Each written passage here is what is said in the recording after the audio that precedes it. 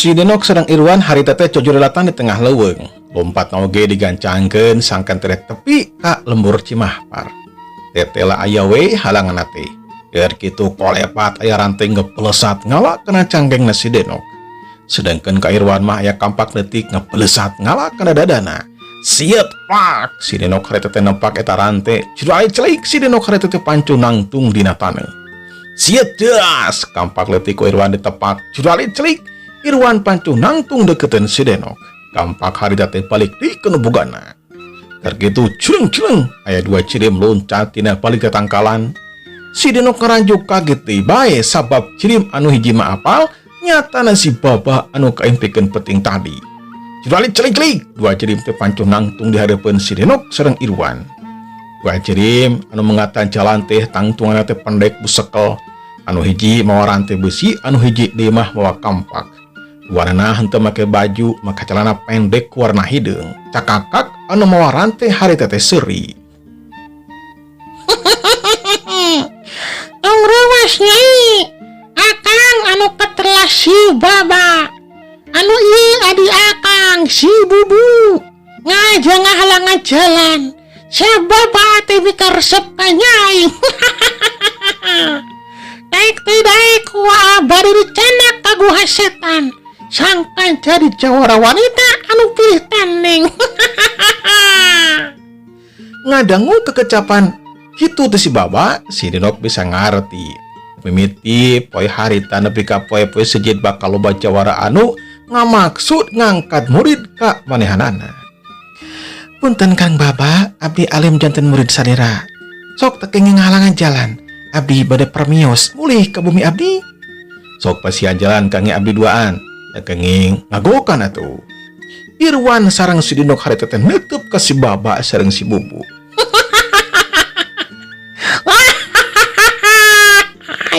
Hai, deda. Mau bisa ngelehkeun aing duaan, sok teu naon ini tieu pantepatan. Ngalamun teu bisa ngelehkeun, malahan mah nyai geulis anu eleh wayahna. Bakal dicenak ku kakang kaguha setan. Tada yo, tada serangan ayo. Ya. Curilat kalayang. Si Baba hari teh nyerang. Pulsat rantai anu dicekelan teh jeruk natog kana dada si Denok. Gila kebos, buledu gante keuna kana taneuh hari teh mancaura. Siet-siet rantai diputarkeun deui dina luhureun sirahna si Baba. Melesat ngalakana beung si Denok hari teh ngacururat ngagunakeun jurus napak mega. Sakrat oge geus aya di gigireun si Baba. Si Baba cungas-cinges neangan cirim si Denok. Heuk beureup si Denok anu munggul ngagedor kana carehabna si Baba. Heuk jeblot, solontot gebruk. Harita teh si Baba rupuh dina lemah. Sedangkan Irwan harita teh nuju tarung jeung si Bubu. Kampak si Bubu harita teh huak hiuk ngalak kana anggota badan Irwan. Gila-gila kablos. Heuk geduk das. Siap Irwan harita teh ngakiwar ka katuh kablos. Lengan katuh Irwan nepak kana sikuna si Bubu heuk plak. Badan si Bubu hari teh doyong ka hareup. Sakilat Irwan mindo punuk si Bubu heuk cedak solontot gebruk. Si Bubu hari teh rubuh nang kuban. Si Baba hari teh geus pancuh nangtung deui napas ngahegak. Teu nyangka manehanana bisa rubuh ku si Denok. Nya kitu deui si Bubu ogi hari teh teu nyangka bisa rubuh ku Irwan budak kamari sore. Ragatak si Baba ngawatek acian anehna. Rantai anu hideung ayeuna mah warnana teh jadi semu beureum. Si Baba nyalur ke tenaga lapisna kana eta senjata andalanana. Mun nyai hebat, tada serangan ayo gelis tada. Hiya. Hiuk si Baba itu teh ngayun ke rantena siut belasap. Ngalak kana dada si Denok kida keblos. Buledug hari teh kena kana taneuh mancaura. Siat hiuk-hiuk surumuk hari teh ngalak kana sukuna si Denok kalayang. Si Denok hari teh loncat berejeng nyajekeun sukuna kana dada si Baba. Hiuk jebrot kubrag si Baba rubuh deui. Uniang hari teh hudang deui. Panon si Baba ayeuna mah semu hurung sabab geus sababaraha kali seranganna gagal. Malahan mamanihanana anu kabenangan. Hal eta teh ngajadikeun si Baba ambek pisan amarana nguntab ti kawadahan. Irwan jeung si Bubu oge harita teh tarung ragot pisan. Geus sababaraha kali si Bubu ngagunakeun jurus-jurus pinunjulna tacan mampu kana badan Irwan. Si Bubu mabetkeun kampakna harita teh siat belesur tarik pisan manikeun kanyarepet. Anu diala harita teh dadana Irwan teu gugup. Irwan harita teh ngadorongkeun dua leungeunna ka hareup ngagunakeun jurus Karang Sakti. Heuk. Jeluger. Hiuk. Nampak si Bubu harita teh balik deui kana bogana leuwih cepet tinimbang inditna. Siet. We si Bubu kaget anu kacida teu nyangka bakal kitu kajadianana. Si Bubu loncat maksudna mah ngagiwar, tapi telat. Tampak teh harita ngablesat kana suku kenca si Bubu. Siet beret kena saeutik kana bitisna. Siet eta kampak teh tuluy ngablesat patukangan si Bubu kana tangkal jati. Hiuk strop harita teh nempel dina tangkal jati. Ora bae tina bitisna si Bubu harita teh nglawarkeun getih. Mangkane dina eta kampak teh aya racun anu bahaya. Si Bubu harita teh nangtung, suku anu kakeunaan ku kampak diangkat barejeng muringis. Sedangkan si Baba harita teh ngagunakeun jurus-jurus saktina, kirim si Baba ena mah jadi dua. Ogo we si Deno kaget. Pangboro dua hiji oge heseng leh keunana kombo dua. Tapi sok sanajan kitu si Denok teh henteu gugup. Si Denok ngawatek acian pukulan geni anu bisa ngancurkeun batu segede tolok. Komo mun keuna ka jalma mah wah cikana teh mana teuing bakal hancur ramok paburisat.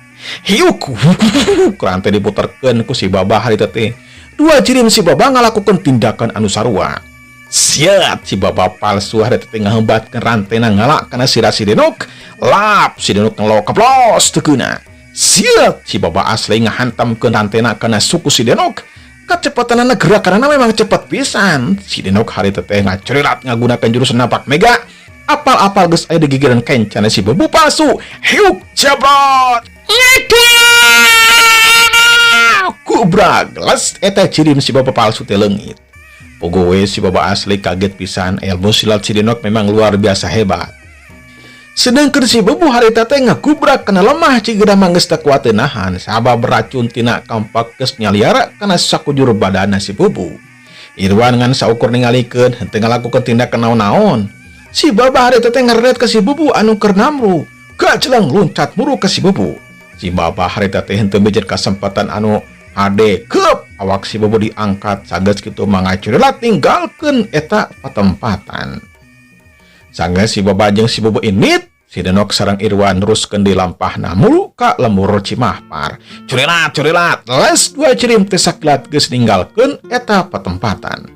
Eyang Cumadi anu ti tadi nyaksian kana eta kajadian ngarahuh dina hatina. Sabab manehanana sorangan cantang tu bisa ngelehkeun si Denok sareng Irwan. Si Baba jeung si Bubu oge kabuktian repuh dumasar kenal eta Eyang Cumadi kudu neuleumande ilmu anu sajen anu luhur sangkan bisa mawa si Denok ka Gunung Cawiswis. Curilat les Eyang Cumadi ninggalkeun eta patempatan.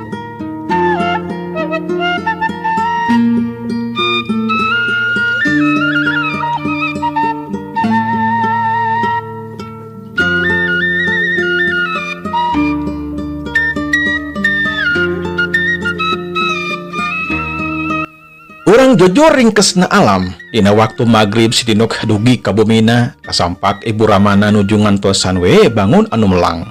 Kabrugahan ni pati ngarangkul bangun anu sono sok padahal can lila si Denok teh ninggalkeun bumina. Sabadana silih rangkul si Denok teh langsung ka jamban ibak tras salat magrib. Nya sabadana tepan magrib sakulawarga tuang bala kecerakan. Sabadana tuang si Denok teh medar lakon hirupna. Isa badar angkat ngajajabkeun si Badel sareng si Udoy tub nepikeun ka harita. Seraya molohok mata si meuteun tetela loba jalma anu jahat anu ngarepkeun ngangkat murid ka si Denok. Pok harita teh si Denok mungkas caritanana. Tah kitu ama, ibu oge emak. Ti kawit ayeuna dugi ka Kapayun bakal seueur jawara anu meka hoyong ka abdi. Tujuanna mah hoyong ngangkat murid. Nya abdi ge da teu hoyong pamit mah diangkat murid ku nu jahat mah. Cenah harita tepok cumarita. Ya jing wais pada we nyai. Tekenging hilap nada ka Gusti anu Maha Suci sangkan hidup di tang tayungan. Mohon ama. Perkawis aziz para kanca amate kaget campur jeung bunga. Tetela geninganan masih kena aya dikeuna ku ama sakulawargi di hampura. Nya kitu lain indungna. Jenal netep ka Hanipa. Mohon leres kitu bapana. Anu atos-matos we da moal teh sadi wean deui. Tah kitu. Memang kedah kitu. Bener eta. Teras sejang badil teh puterana Pak Ajis. Mun kitu mah incuna patwa kampung. Wah, kedah diwartos hari manyai. Margi ieu teh kabar anu pikabungahan. Mohon ama. Si Denong sareng keluargana oplok ngobrol sagala dicaritakeun.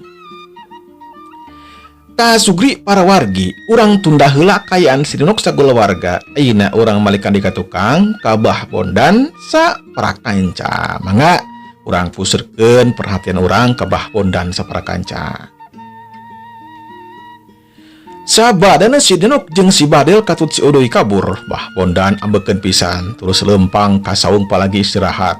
Kasampak teh nyiintan wangi nuju calik, ras mapag Bah Bondan bari jeung nyerengeh pikalucueun pikabungaheun. Harita oge kaambekna Bah Bondan teh jadi sirna.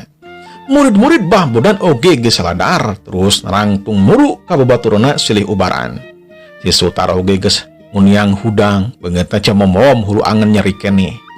Kulantaran Nyi Intan Wangi ti ahli dina ngaracik obat. Nyi Intan Wangi mere obat ka Sutar sangka dibagikeun ka sakabeh murid pagoro tangan sakti.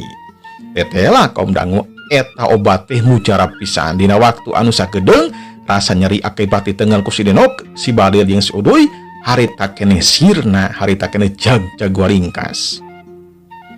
Kasugri para wargi teka caturkeun mangsa sore jeung peuting ayeuna urang caritakeun dina mangsa isukna isuk-isuk. Ponon poe harita teh kaluar tina tempatna cahayana nyembrot ka alam pawenangan. Manuk-manuk recet disarada jeung para baturna mapesan alam harita anu pikabetaheun. Di pagoron tangan sakti harita teh sadayana murid nuju karumpul di payunun saung. Bah Bondan sareng Nyi Intan Wangi calik dina kursi anu empuk. Sutar ngacegah gegireun Bah Bondan. Pok Nyi Intan Wangi harita teh cumarita. Kasakabeh murid tangan sakti, 2 poe dinten ayeuna urang bakal ngabales ka si Denok anu geus kumawani ngahina jeung ngagagalkeun rencana urang mateni si Badil jeung si Udoy. Tah kulantaran kitu, urang kudu persiapan. Siapkan mental, siapkan pakarang, siapkan ilmu kanuragan. Tah dina poe ayeuna kula dek nguji ramuan obat anu meunang ngeracik peuting tadi. Sok Sutar maju ke pakalangan. Ujo sok maju. Sutar jeung si Ujo maju ka pakalangan tarung. Ujo tewak ieu ramuan ti kula. Siap. Intan Wangi mabetkeun obat ramuan anu meunang ngaracik peuting tadi. Siet ka ditewak ku si Ujo langsung harita keneh diinum. Dina waktu anu ngan samenit eta obat teh langsung reaksi. Badan si Ujo katingali eusian ayeuna mah tenaga lapisna ningkat karasa ku si Ujo. Sutar sok serang si Ujo gunakan jurus-jurus simpenan. Sutar langsung masang kuda-kuda dina jurus tangan sakti. Sulilat kalayang, Sutar harita teh nyerang, lengan katuna nyalabar ngalakeun dada si Ujo. Hiuk krop. Urep Sutar anu ngagunakeun jurus tangan sakti teh cakalan ku kat lengan katuna si Ujo. Puguh we Sutar ngaranjuk kaget memeh. Leungit kagegetan Sutar, hiuk lengan kenca si Ujo harita teh nangalina hulu angan Sutar. Hiuk jebrot. Ada gelojer, ada. Carik jeg. Sutar harita teh mundur opat lengka. Teka nyahoan si Ujo geus aya di gigireun Sutar anu masih keneh doyong nyakelan hulu angeunna. Si Ujo ngalakukeun tindakan anu teu biasa. Hiuk punduk Sutar teh harita dikating. Hiuk cekok kubrak. Sutar harita teh meubeut kana taneuh. Keur babaturan si Ujo surak panuju pisan sabab Sutar teh sok ngalakukeun tindakan sawenang-wenang ka maranehanana. Bah Bondan harita teh cumarita. Hebat eta ramuan teh jae. Bisa ningkatkeun kacepetan gerak jeung ningkatkeun tenaga lapis. Buktina we si Ujo mampu ngarubukeun Sutar. Biasana namapan si Ujo anu sok elek ku Sutar teh. Tapi ayeuna mah si Sutar dengan eleh eta teh pelantaraan tina ramuan anu geus tidak melanku nyai mengita dia. Mohon Kakang, mun ieu ramuan teh masih kini aya ke manana. Kumargi kitu teu tiasa ayeuna ngacurag ka imahna si Denok teh Kakang. Antosan dua dinten deui Kakang. Intan wangi imut ke Bah Bondan, pugu we nyemblak kana hatena.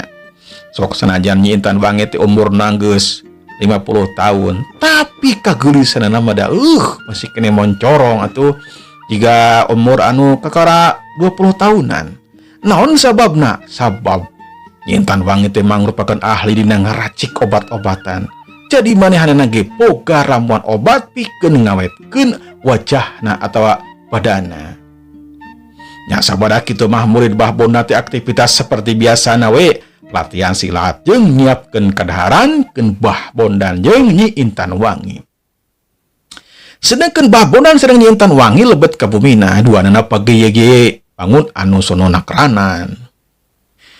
Kasugri para wargi, 2 poe ti harita Bah Bondan sareng Nyi Intan Wangi nuju calik di payunan wadia baladna. Sutar ngatur-ngatur wadia baladna anu milu ngacurag ka imahna si Denok 15 urang. Sadayana murid paguron tangan sakti di pasien ramuan sangkan jadi kuat dina waktu anu cepet. Pring harita teh indi tinggalkeun paguron tangan sakti. Aleutan Bah Bondan sareng wadia baladna ngagenjleungkeun warga anu aya di Pilemuran. Sabab henteu biasana Bah Bondan sareng Nyi Intan Wangi teh sasarengan. Tur harita teh lebet ka Pilemuran. Ciga-ciga bakal ngacurug ka hiji jalma. Tegong si aleutan Bah Bondan sareng Nyi Intan Wangi teh harita teh dugi we ka buruan imahna si Denok. Di bumina si Denok harita teh kalarasan sadayana araya, Pak RT Sakim sareng tua kampung oge harita teh nuju aya. Kadatangan Bah Bondan sareng Nyi Intan Wangi tang tue aya maksud anu dituju. Geus tegue keur si Denok mah Bah Bondan sareng Nyi Intan Wangi teh dek balas dendam ka dirina. Sadaya anu di jero bumi langsung kalaluar. Si Denok harita teh panghareupna, da pasti we Bah Bondan teh neangan manehanana pok Bah Bondan harita teh cumarita. Kula ngaja datang ka dieu teh teruskeun darung. Darung anu kamari mah eta latihan can dinyakeun. Jadi sok persiapkeun diri Denok. Ilmu silat anjeun teh bakal leuweun naon ayeuna mah. Yo, geura siapkeun diri Denok. Si Denok pancu nangtung eueuh kasieun. Cenal harita teh pengan panangan Hanifah sangkan henteu ngadegetan ka si Denok. Upama teh mah Abah panasaran sok kula diladenan. Mun Abah eleh, wayahna Abah kudu ninggalkeun ieu patempatan jeung ulah wani-wani datang deui ka ieu patempatan. Eglah jadi. Tapi mun anjeun anu eleh, wayahna kula anjeun dik dibawa dijadikeun pamajikan anu kadua. Si Denok henteu cumarita. Sararea harita teh anu hadir langsung nyengle ke sisi pakalangan tarung. Jenal sareng Hanifah melangkah si Denok sok ingis kasoran ele jajatin ku Bah Bondan. Srog Bah Bondan maju 2 lengkah, Bah Bondan langsung masang kuda-kuda dina jurus tangan sakti. Dengan katuh Bah Bondan ngageleter beureum sebab ngagunakeun tenaga lapis anu rosa. Kajelang siap, 20 Bah Bondan cing hayu metak swakeur anu ningalikeun mah. Si Denok kulak-kilak harita teh nyingkan serangan lawanna. Kila gablos, siat kila gablos, heu keruk deus. Si Denok nakisan serangan Bah Bondan. Kolepat, si Denok harita teh geus aya di tukangan Bah Bondan. Puguh we, Bah Bondan rewas kacida sabab kecepatan gerakan si Denok teu bisa katuturkeun ku panon Bah Bondan. Heuk, si Denok harita teh nonjok wali kata Bah Bondan. Heuk jabrod, solotot. Bah Bondan harita teh nyolontod ka hareup meh we harita teh suruk. Kancang Bah Bondan napakeun 2 leungeunna terus ngacuralit ka hareup, curalit celik pancuh nangtung harita. Sameme Bah Bondan ngapalikeun badana, si Denok geus ngajuralat ka gikeun beulah katuhna Bah Bondan. Heuk, jabrod. 2 kali hanteman beureum si Denok harita teh keuna pisan kana cukang irungna Bah Bondan. Cerget muncrat tina irungna Bah Bondan. Carik jeug harita teh Bah Bondan mundur obat lengkah. Bah Bondan nyusutan getih tina irungna. Bah Bondan ngaku kana kecepatan gerakan si Denok anu luar biasa hebat. Eueuh pilihan atuh gerbah bondan mah kajaba kudu nginum ramuan tinyi intan wangi. Ragamang leungeun katubah bondan nyokot ramuan tina saku bajuna langsung diinum dina waktu harita. Si Denok mencerong ke bah bondan. Si Denok bisa ngarti bah bondan make obat atau ramuan kekuatan sangkan bisa ngelehkeun dirina. Waktu para seep kaum dangu, insyaallah dinten enjing urang teraskeun dina bagian anu ka-20 hijina. Semangga barujung kantun kasadayana. Wassalamualaikum warahmatullahi wabarakatuh.